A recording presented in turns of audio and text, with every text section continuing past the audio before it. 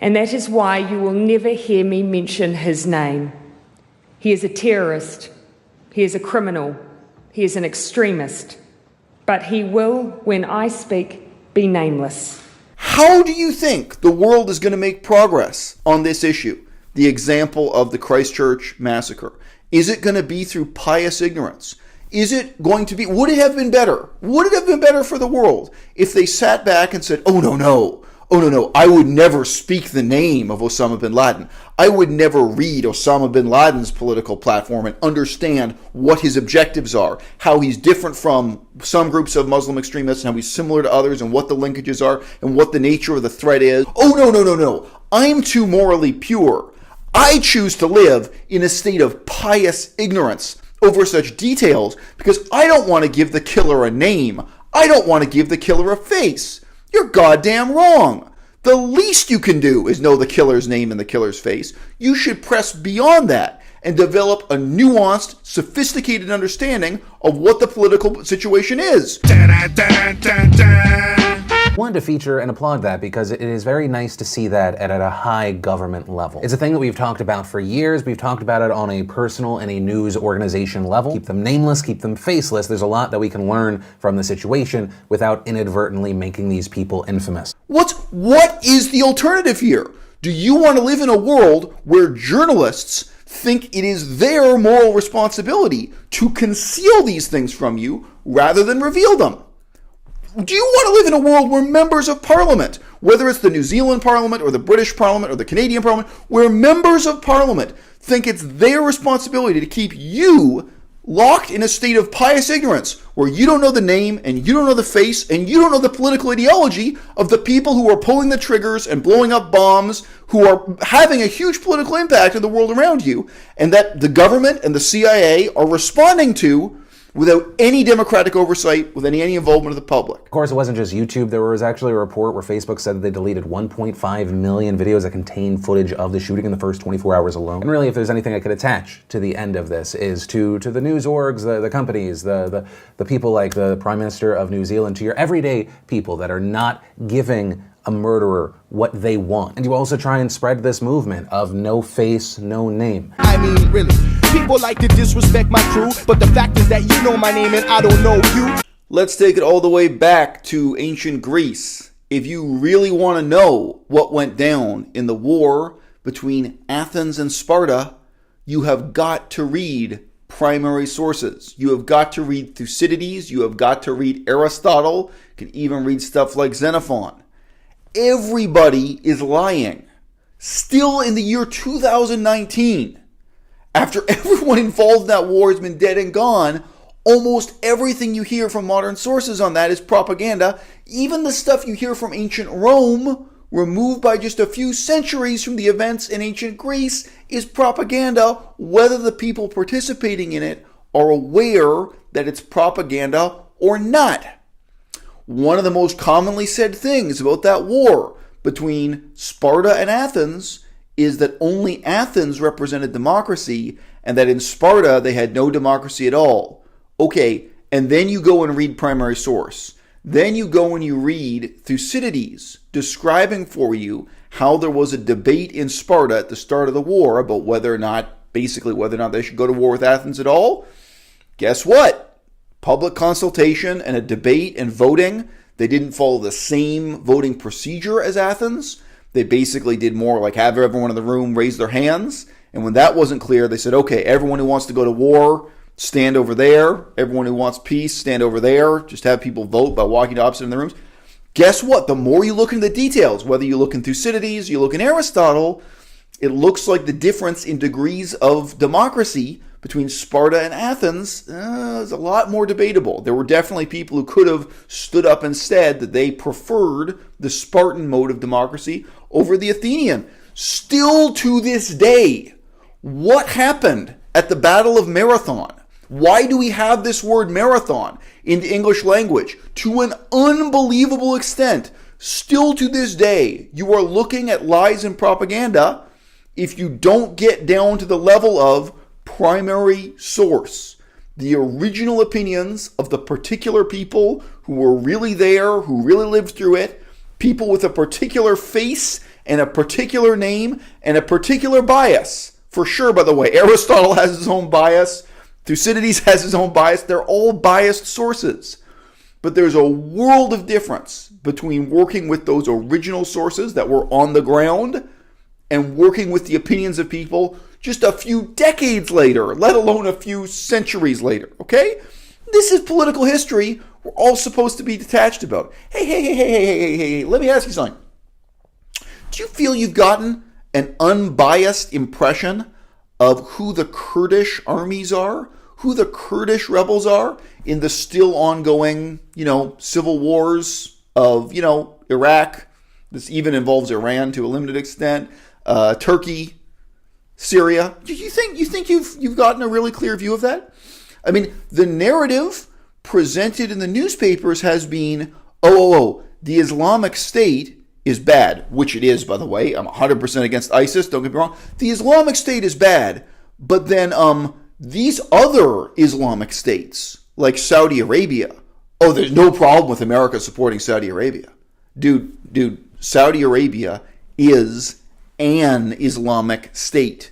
It is a theocracy that presents itself as a legitimate form of an Islamic state, in the same sense that Sparta presented itself as a legitimate democracy. So did Boeotia and a lot of other states that competed with Athens to what extent or another. Athens, or even Crete, the island of Crete, they felt they had the legitimate democracy, right? And there were differences that are interesting between these different democracies in the ancient Hellenic world. In the ancient Hellenic world, guess what? There were different ideas about what an Islamic state should be, different ideas about Islamic orthodoxy, and they kind of sort of go to war with each other all the time. Do you think that the Taliban don't think that they represent a legitimate Islamic state? You get the Taliban, you get Saudi Arabia, of course, Iran has its own idea of what a modern theocracy is supposed to be, so on and so forth. And, the kind of white, Western, English-speaking newspapers, they step into this as if they're going to tell us in the public, don't worry. The Muslim fundamentalists who happen to be convenient for the American empire to be allied with, like the Kurds and like Saudi Arabia, those people, those aren't Islamic states. No. Only ISIS is an Islamic state. And the way to pierce this illusion is just to start working with primary source materials. I know somebody who knows somebody who actually flew over and joined the Kurdish rebel armies. So I know somebody on the internet, we've never met face to face, and he was friends with somebody who believed the white Western left-wing hype about the Kurds, that the Kurds represented some kind of secular, socialist, feminist ideal. And she, a white Western English-speaking female, she flew over to sign up to fight for the Kurds. And now she's dead.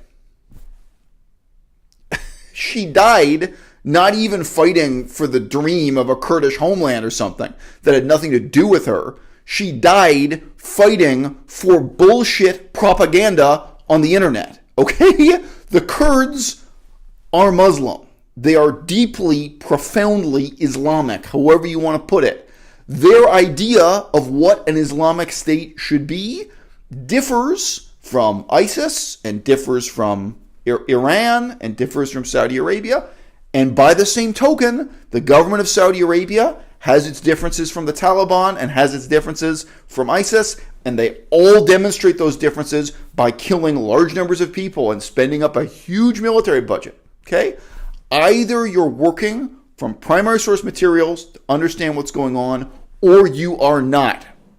When people really wanted to understand who Osama bin Laden was, what motivated him, what political faction or tendency he represented, anyone who worked with primary source materials very rapidly got into difficult questions about the geopolitical relationship between Saudi Arabia and Yemen, and even where Osama bin Laden's own family stood in relation to Yemen versus Saudi politics, right?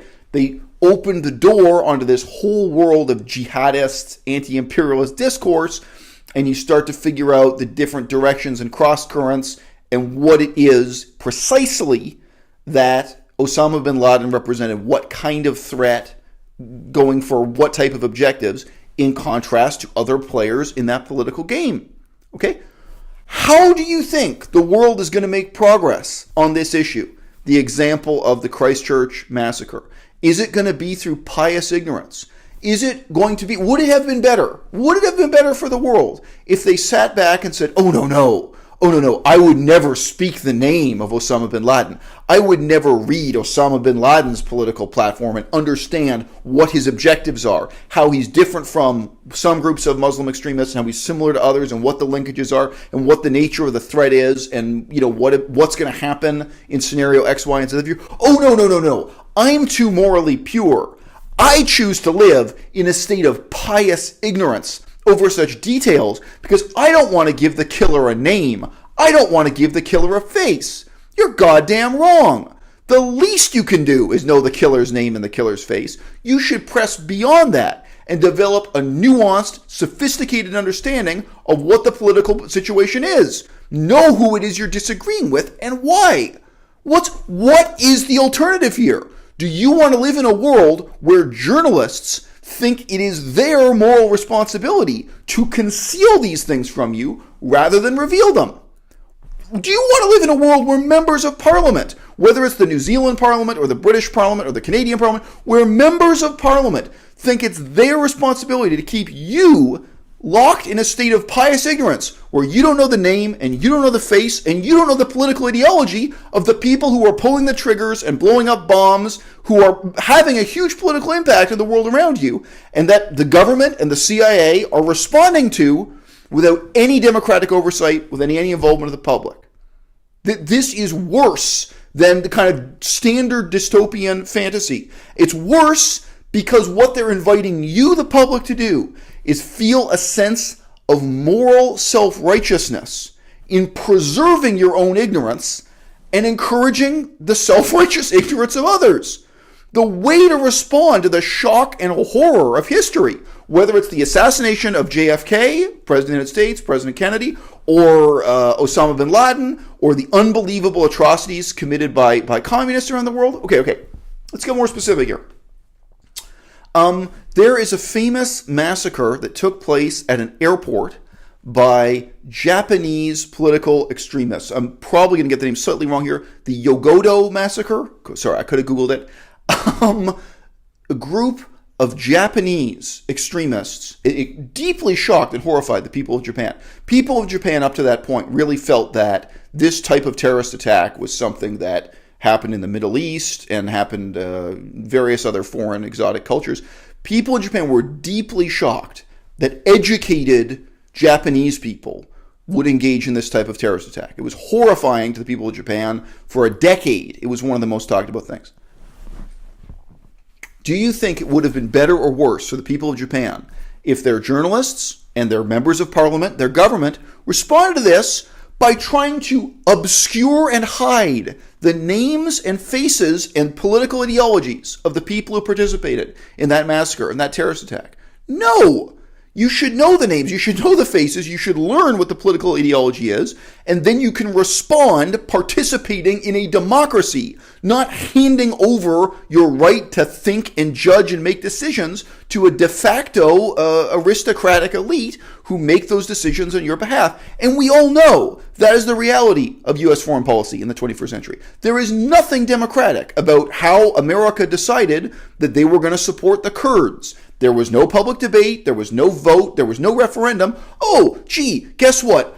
A tiny number of aristocrats living in Washington, D.C. decided that America's foreign policy interests are compatible with Kurdish nationalism. So now billions of dollars of U.S. taxpayers' money will go into supporting the dream of a Kurdish state, or several plural Kurdish states. Why? Why? Was there some kind of public discourse? Maybe the American people would prefer to support Turkey or would prefer to support Syria. On what possible basis would the American public engage in and make a judgment as to supporting the Kurds as opposed to the Turks or the Syrians or even the Iranians or the Iraqis? The Iraqis meaning the Iraqi population in Baghdad and what they want, as opposed to what the Kurdish minority wants. Who engaged in this public democratic discourse? Nobody. All of those decisions are made in a black box, and then the rationale for them is presented to you through a completely dishonest and slanted mainstream media coverage that's willing to pretend that Kurdish people are secular and democratic and reasonable, or even that they're anti-Muslim because they're the ones fighting against the Islamic State. Guess what? The Kurds are no more anti-Islamic than the government of Saudi Arabia is anti-Islamic. These are competing notions of what an Islamic State might be, could be, or should be, that are indeed not merely engaging in debate as to the future of the religion of Islam. They're in a state of war against one another. Okay? This example of the Japanese terrorists. So people in Japan were shocked, and the next step was figuring out what the ideology behind these people were, the so-called Red Army faction in Japan. And guess what? The people who engaged in this terrorist attack, they were communists. And they represented a particular school of thought, particular ideology within communism. And it then became incredibly important for Japanese parents to talk to their own students and Japanese university professors to talk to their pupils, to engage in a discourse with young people who might really be seduced by the radical claims of some of these communist extremists. Say, look, guys, I know this is what they're telling you, but here's the reality, or here's some other things for you to consider to enrich and deepen the discourse surrounding communism in Japan at that time. Communism was an ideology then that was actively recruiting followers, and a tiny minority of them engaged in terrorist attacks.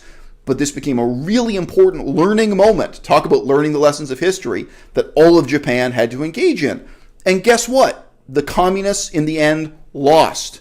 But the communists were not defeated by people living in a state of pious ignorance. They lost because people engaged in a really meaningful discourse about all of these issues, claims and counterclaims, etc. And the people of Japan, like the people of Western Europe, came to new conclusions and new insights about communism. Is this unrelated to the massacre that just took place in Christchurch, New Zealand? No, it is not. Did you know that the man who just pulled the triggers in Christchurch, New Zealand, was a communist? I searched really quickly the internet. Google is an imperfect tool.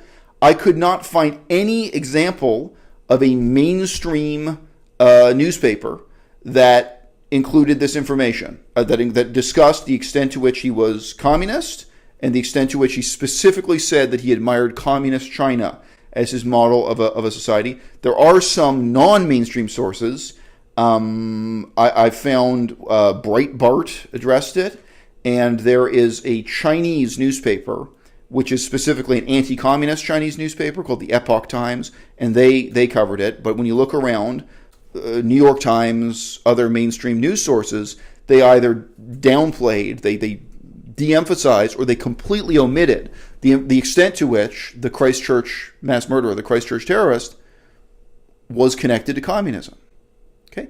So again, the extent to which human beings are dishonest and engage in propaganda, consciously or unconsciously, intentionally or unintentionally, it plays out still to this day in giving an account of what happened in the war between Athens and Sparta. It played out in a very significant way when human beings in Japan had to grapple with the shock and horror of seeing their own young people recruited to an extremist ideology and then carrying out a terrorist attack, right? And it plays out again now. But people's complicity in propaganda increases through social media. You on Facebook, you on Twitter, you on your own YouTube channel if you have one, you on social media get to play the role of the censor and the propagandist to a small extent. And what these sources, including Philip DeFranco, are doing is inviting you to feel self-righteous and moral in your own small way. By you refusing to read the manifesto, refusing to know this guy's face or his name, refusing to say his face or his name. No. Don't live in pious ignorance. Don't pull the wool over your own eyes. Don't pull the wool over other people's eyes. If we're going to solve these problems, it's going to be through truth, honesty, analysis, active research, informed opinion, living lives that ultimately are rooted in nonfiction. I mean, really, people like to disrespect my crew, but the fact is that you know my name and I don't know you.